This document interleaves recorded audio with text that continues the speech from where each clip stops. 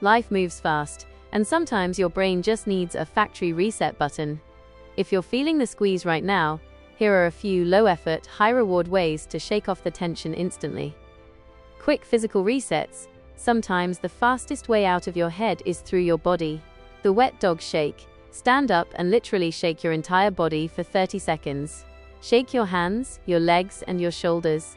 It mimics a natural animal reflex to release fight or flight energy. Cold water shock. Splash ice-cold water on your face or hold an ice cube in your hand.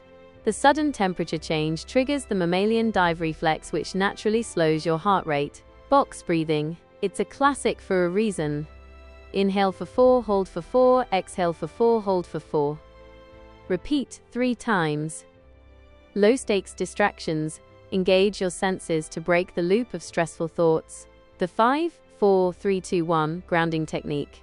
Acknowledge 5 things you see, 4 things you can touch, 3 things you hear, 2 things you can smell, and 1 thing you can taste. Mini dance party.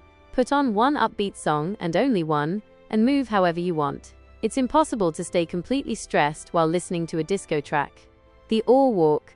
Look out the window or step outside and try to find one thing that looks beautiful or intricate. A bird, the way light hits a building, or a weirdly shaped cloud.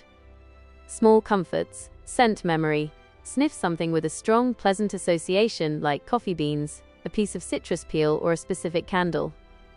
Vocal humming, low-frequency humming, like a VU sound, vibrates the vagus nerve, which tells your nervous system it's time to relax. Categorize something boring. Pick a category, like types of cheese or dog breeds, and try to name 10 items in that category.